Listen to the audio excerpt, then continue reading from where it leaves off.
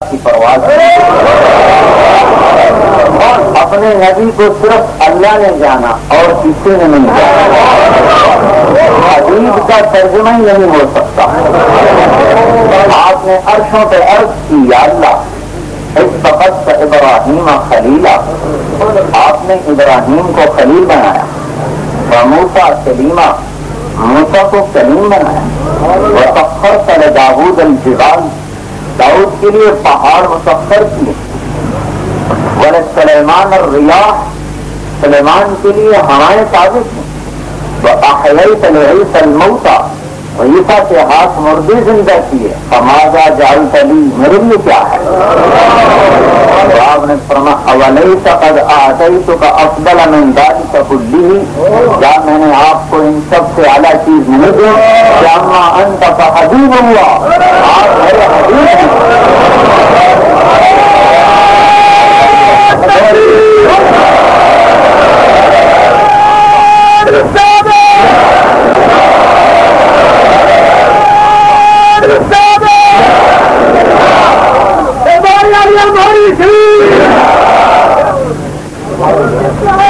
اور فرمایا اگلی بات وما ذکرت الا ذکرت معی، اے میرے حبیب میرا ذکر مکمل ہو ہی نہیں سکتا تیرے ذکر کے بغیر. یہ سب عرش پہ بات ہو رہی ہے. حالانکہ قرآن ہمیں کیا بتاتا ہے ذرا غور کیجئے. قُلْ لَوْ كَانَ مَعَهُ آلِهَةٌ كَمَا يَقُولُونَ إِذًا لَابْتَغَوْا إِلَى ذِي الْعَرْشِ سَبِيلًا. لوگو اگر اللہ کے علاوہ کوئی الہ ہوتا جیسے ان اہل شرک کا دعویٰ ہے تو وہ الہ ضرور عرش پہ چڑھنے کے لیے سیڑھی پا لیتا، راستہ پا لیتا. کیونکہ اللہ جیسے اپنی عبادت میں تنہا ہے، توحید صفات بھی سنیے، جیسے اللہ توحید عبادت میں اپنی عبادت میں تنہا ہے، اسی طرح اللہ اپنی صفات میں تنہا ہے. رحمان کی صفت کیا ہے؟ الرحمن علی العرش استوى، رحمان اپنے عرش پر مستوی ہے جیسے اس کی شان کو لائق ہے. اب رحمان اپنی صفت علو پہ اکیلا ہے، اس عرش پہ اللہ کے علاوہ کوئی اور. منتظر عباس نقوی کی کتاب چھپی کراچی راولپنڈی سے، حفاظت قرآن. وہ کہتا ہے جب اللہ کے نبی معراج پہ گئے نا، عرش پہ پہنچے تو عرش پہ ایک پردہ پڑا ہوا تھا. اللہ کے نبی نے کہا اللہ یہ پردہ کیسا ہے؟ کہا ایسے واسطے تن رہتے سدے ہے. پردہ ہٹا، پیچھے مولا علی بیٹھے ہوئے تھے. کہا اس علی کی ولایت بتانے کے لیے یہاں بلائے. یا ایھا الرسول بلغ ما انزل الیک فی ولایت علی، علی کی ولایت جا کر تو بھی مدینے کے اندر مولا علی کے نعرے مار دے. اور یہ کہتے ہیں کہ نہیں، اللہ کے نبی عرش پہ پہنچے. عرش پہ مستوی ہونا یہ اللہ کی صفت ہے، اور اللہ اپنے صفت علو تنہا ہے، یکتا ہے، اکیلا ہے، اس کے عرش پہ اور کوئی نہیں پہنچ سکتا. طارق جمیل صاحب فرماتے ہیں غور کیجئے، کہتے ہیں پہاڑ پر کوہ طور پر نور کی ایک تجلی گری تو موسیٰ علیہ السلام زمین پہ گر گئے. موسیٰ علیہ السلام کوہ طور پہ پڑنے والی تجلی کو برداشت نہیں کر سکے. یہ اس کی پرواز تھی. اور میرے نبی کی پرواز کیا تھی کہ اللہ نے عرش پہ اپنے حبیب کو بلا کر کیا کہا؟ یا حبیبی ادنو منی. اللہ کے نبی عرش پہ پہنچ گئے، اللہ بھی عرش پہ ہے، نبی بھی عرش پہ ہے، اور اللہ کہہ رہا ہے میرے حبیب اور آگے آ جاؤ. اللہ نے نبی کھسک کے تھوڑے اگے ہوندے نے، وہ پھر کہتا ہے اور اگے آ جاؤ. یا حبیبی ادنو منی، نبی اور آگے ہوتے ہیں. اللہ پھر کہتا ہے یا حبیبی ادنو منی، اے میرے حبیب اور آگے آ جاؤ. موسیٰ علیہ السلام پر ایک آپ کو سائنس کی بات بتاتا تھا. یہ خلا اتنی بڑی ہے کہ اگر ایک جہاز چلایا جائے جس کی رفتار 1,88,000 میل فی سیکنڈ ہو اور وہ 1 ارب سال اڑتا رہے تو آسمان کے نیچے کی خلا کو ناپ نہیں سکتا. تو اوپر کتنا ہوگا؟ پھر عرش کے اوپر 70,000 پردے، وہاں سے ادنا تجلی نور کی پڑی تو موسیٰ علیہ السلام کو 40 دن ہوش نہیں آیا. خر موسیٰ صعقا، بے ہوش. اور یہاں ثم دنا فتدلی فکان قاب قوسین او ادنی، اور جب سامنے قاب قوسین او ادنی، اور جب سامنے فرق یا حبیبی ادنو منی، میرے حبیب قریب آؤ، آپ قریب ہوئے. یا حبیبی ادنو منی، میرے حبیب اور قریب آؤ. پھر تیسری مرتبہ یا حبیبی، اے میرے حبیب نومینی میرے قریب آؤ.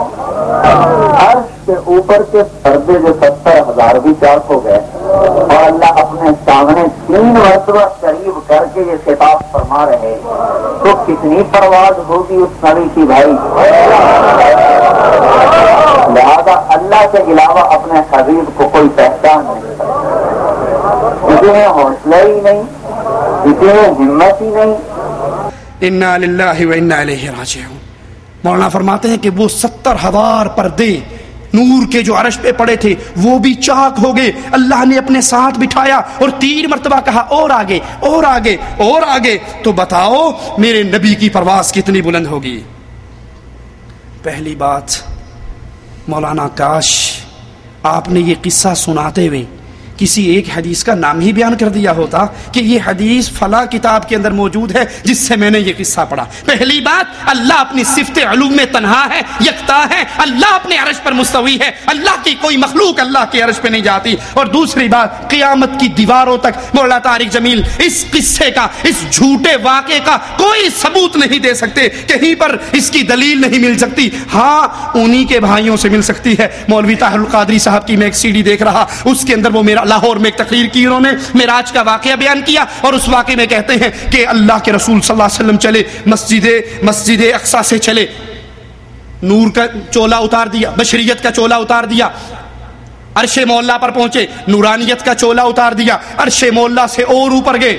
اب خود کہتا ہے بشریت وہاں ختم, نورانیت وہاں ختم. اب نبی جب اوپر گئے, لا مقام گئے, اللہ کی ملاقات کے لیے گئے, تو پھر کیا تھے؟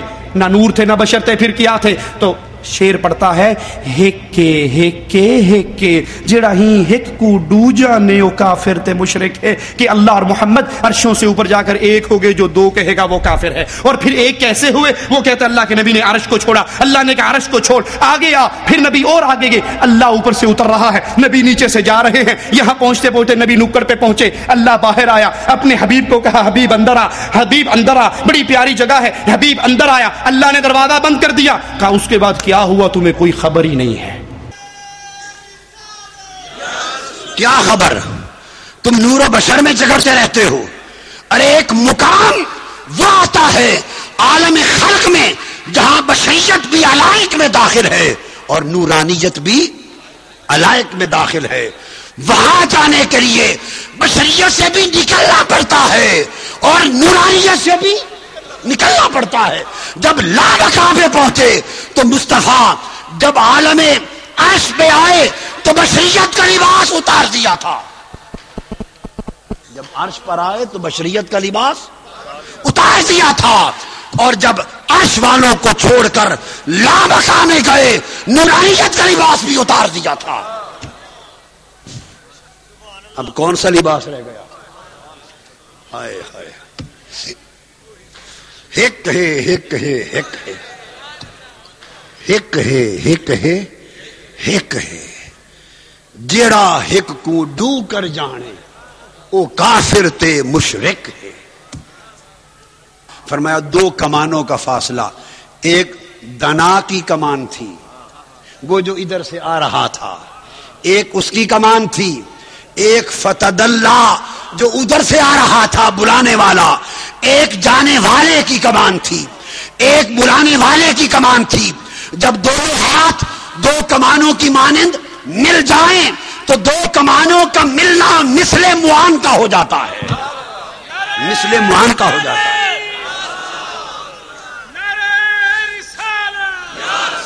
اور یہ مثل معان کا ہو جاتا ہے. اور اس میں